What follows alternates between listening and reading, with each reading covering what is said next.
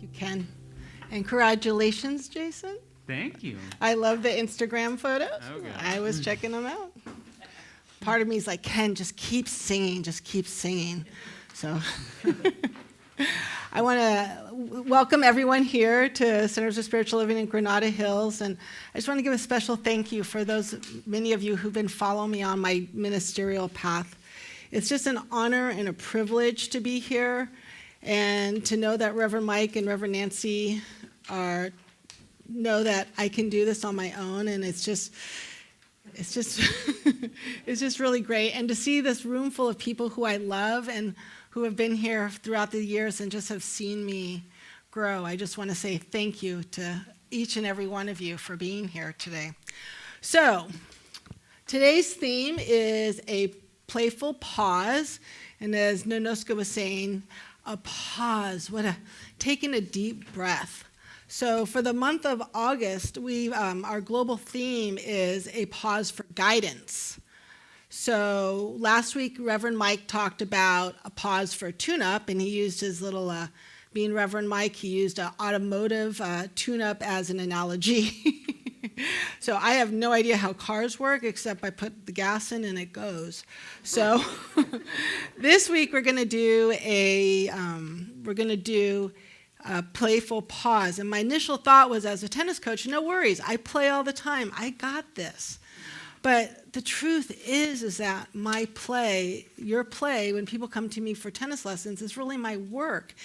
And this is something that I actually need to work on. And I think the universe was playing a perfect timing joke on me, because I've been working at Mach 5 this last year, and you know what? I think I do need a playful pause. So as children, play came so natural to many of us. I remember I would spend a lot of times outside with my neighbors, riding my bike, and I knew when it was time to come home because the street lights would come on. So did anyone have the banana seat bike with little banana and all that, little tassels? I couldn't find one with tassels on it because I thought it'd be great to have a little bike with tassels. So I'm realizing that this year I really haven't played much. I really haven't. And talking with many of my friends and my students, I know they're feeling similar. And this pandemic just really seemed to put a damper on many of our play. I mean, in the past, we would travel, we would go out to dinner, go to the movies, maybe a concert. And I just know so many people are living inside their houses in fear. They're afraid to come out. I had a student come to class the other day, finally outside, and she was so excited to get outside, but she realized that she just wasn't ready. I mean, everyone there was vaccinated, but still that fear, that panic rose up inside of her.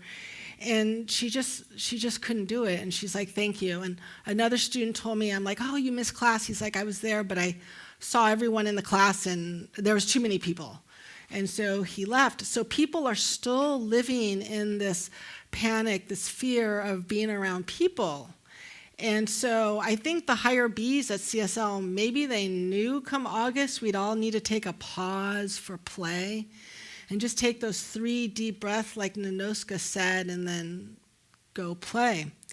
So even my best friend, she hasn't left her house, her apartment. She has this little 2-bedroom apartment, and getting her to come have lunch with me is just like pulling teeth. She's like, okay, we're vaccinated. We have to sit outside. We have to sit in the corner where no one is sitting, and we have to be alone, and no one can be around us. And so there's really, I'm feeling a sense in the air of this frantic, this upsetness. And if we just take that breath, like Nonoska was saying, maybe we can engage in some pause. Now, for myself, I would love to blame the pandemic on being a workaholic, but the truth is, the pandemic has nothing to do with me being a workaholic. I am in nature. In the past, I'm not going to own it. I'm going to try to release it. I'm going to say it's just my nature to work a lot.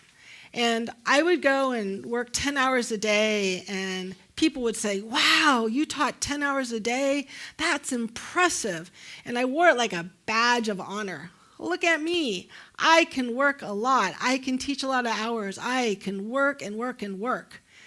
But the truth is that my self-worth was wrapped up in how productive I was. The more productive I was, the better person I am, because look at me, look what I'm accomplishing.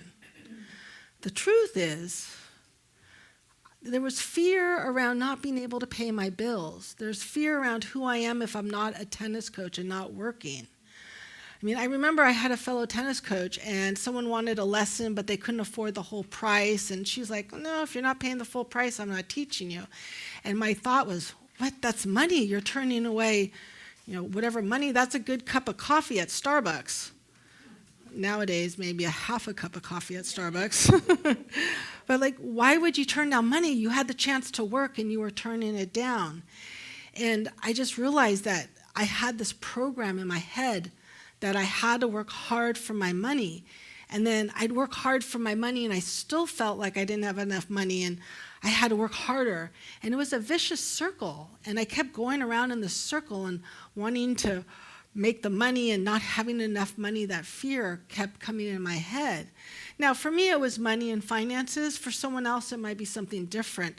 Have any of you experienced this need to work? And yeah, it's pretty common, I think. I feel like the scariest thing I did was apply to ministerial school. And actually, I was supposed to start in October, but I didn't start until January because ministerial school was on Saturdays, and Saturdays was my biggest money day. And not only would I have to give up 1 to 3 Saturdays a month, but I also had to pay that money for the school, so I was losing income, and I had to pay. And so it took me a whole semester to figure out that, you know what, I'm just going to do this. I'm just going to trust the universe. I don't know how this is going to work, but I am just going to say, let's just do this. And the truth is, it was the best thing I've ever done for myself, because not only did I learn this amazing information and these principles and practices, but I realized that the universe will support me, and it supports us at our decision for our highest good. And I got a scholarship. My students didn't leave me. So at the end of the day, it really was the best thing I've ever done, because the universe meets us at our point of action. So the universe will meet us what is best for our highest good. And for me, I guess I was going to ministerial school because here I am. One of the most important principles in our teaching is oneness, our oneness with Spirit, knowing we are one with God. And when we open ourselves up to the Spirit, the universe just flows. When we align ourselves with our soul's desire, our soul's dream, the universe opens doors that we didn't even expect were going to open for us. We are here to experience all that life has to offer, and that includes happiness, joy, and freedom. Happiness and joy are rightfully ours, and we will not be denied this freedom. The only person that will deny this freedom to us is ourselves. I don't have to work hard. We don't have to work hard to earn the reward of happiness and joy. We just need to be open to receive it. If we're too busy in fear and busyness and exhausted, it's going to block our creativity, and our creativity is what gives us these wonderful insights. And if I'm too busy and exhausted, I'm not going to hear my soul's desire. I'm not going to hear my inner wisdom. So taking some time to pause each day and taking hair out of my face, and taking a pause on our to-do list and to play is really, really important. I mean, I look back at the pandemic, and the least stressful time of my life was that 2 months of lockdown. It really was. I had nothing to do. I didn't have to answer emails. I didn't have to schedule tennis lessons. I didn't have to worry about parents. All I did was I worked out. I cooked home-cooked meals. I don't remember this last year cooking a home-cooked meal. I colored. I cleaned my house. I played with my dogs. We know how important our dogs are. I even played the piano, and I tried to teach myself guitar. And then I studied and I took my minister licensing exams. And I didn't know how I was going to do this, because when the minister licensing exams was my busiest time of my year. I had to run 2 teams, I had to teach, and then I was going to do the minister licensing exams on top of it. I had it. I was going to make it work, but I didn't have to. I was able to do it with ease and grace and just flow because the universe said, hey, guess what? We're going to give you a playful pause, a 2-month timeout. And it really was the best time of my life. My body felt great. I was eating healthy. I mean, I was a little concerned about the mortgage, but but I learned in the past that God is my source and my supply. I don't have to worry about it. My bills are going to get paid. These excuses that I was using in my head really weren't valid. Lord is my shepherd, I shall not want. My watch goes off every day at 12 o'clock, and I say that to myself because that's a pattern I got so caught up into. So come the end of lockdown, they said, hey, you can go work again. And all of a sudden, I got back into that cycle, working 10 hours a day. And I felt people needed me. I have to be there. They're stuck in their house, and their only outlet is tennis. I have to be there for the people.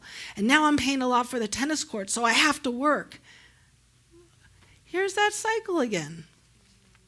I mean, it's just, and I'm still in that cycle. And I just sit here, and I'm like, I know this stuff. I know about pausing for play. I know about taking a breath.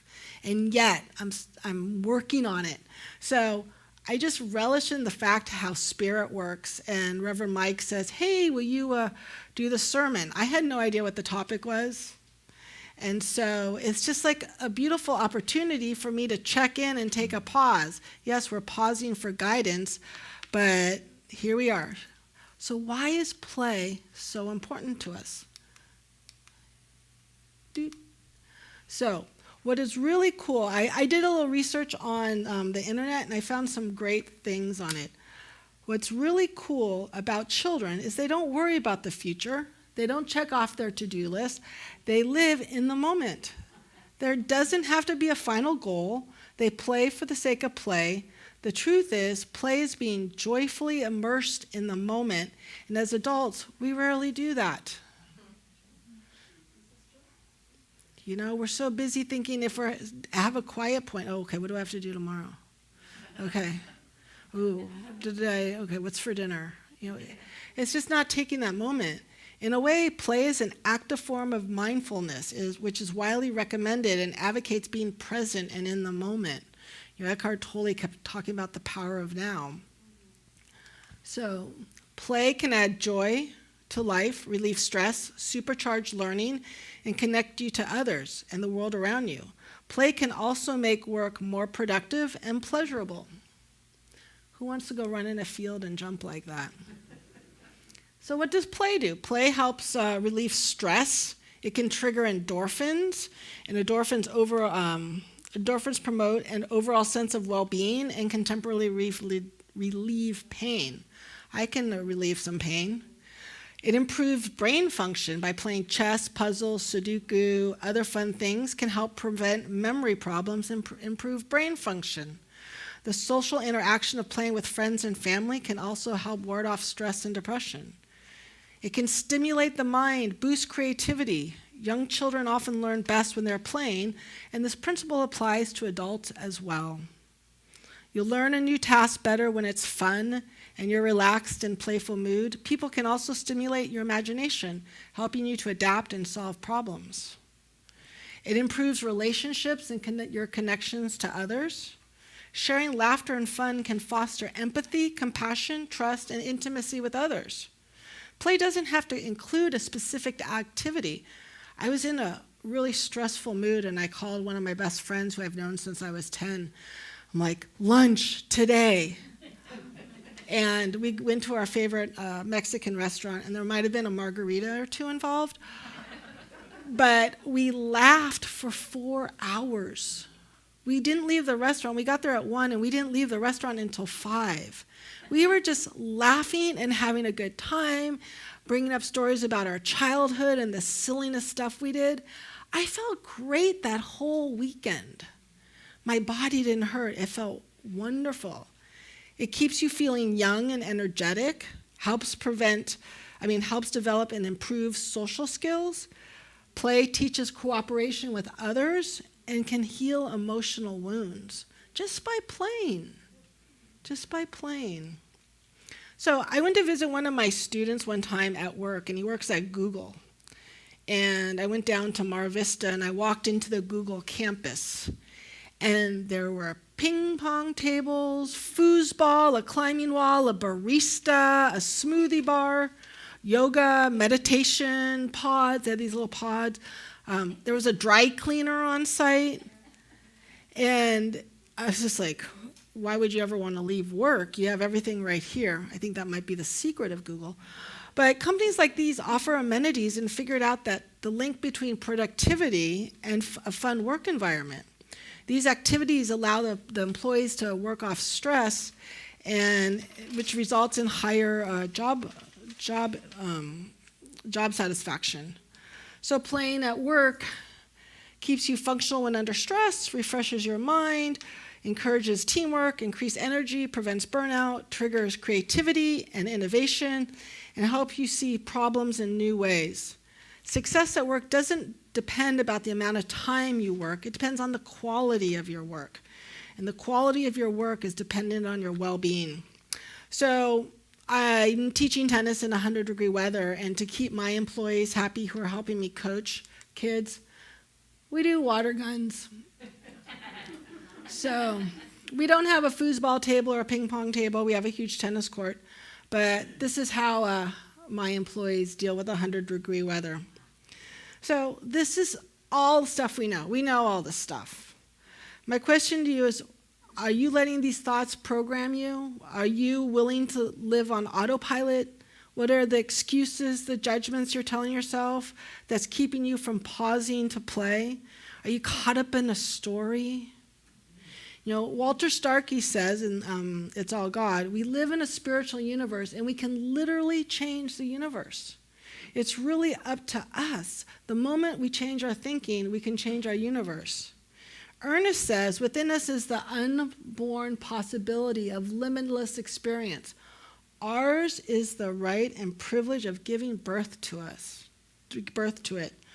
What do you want to do? Do you want to sit in that workaholic, roundabout, stuck story? Or do you want to really give birth to a new you, a new day? So what are some things we can do? We can host a game night with friends. We can sit in the nature. We can walk our pets. We have an amazing art teacher in our congregation. We can do art. I have a basket of bubbles outside. When's the last time you ran around and blew bubbles like a crazy person? You know, we can draw. We can play an instrument. We have amazing musicians here. I'm sure they can lead us to a good teacher. So there are many different things. You can think of your own things that might work for you. Maybe you don't want to leave the house, and that's okay. Well, you guys all left the house, but people who don't want to leave the house, you know, taking that moment to pause, to play is just a refresh button. And sometimes you have to refresh it every day. Sometimes you have to refresh it every week. Apparently, I have to refresh it every year, but I need to do it on a weekly basis now. So do you know that play is a spiritual practice? It really is. And I Googled spiritual play as spiritual practice, and I found this quote. When we play, we enjoy the fullness of life with its curiosities, frivolities, and insensibilities. When we don't take ourselves too seriously, some would say that we are praying. Like prayer, laughter and play can be healing to the body, mind, and soul. Laughter and play are holy things. When we play, we leave behind the daily stressors and allow our spirit to breathe and recreate. Let's take a breath and hear that. I'll ask Jason and Ken to come back up. So today is a new moon, right? And a new moon is a great opportunity to start a new plan, to start set an intention.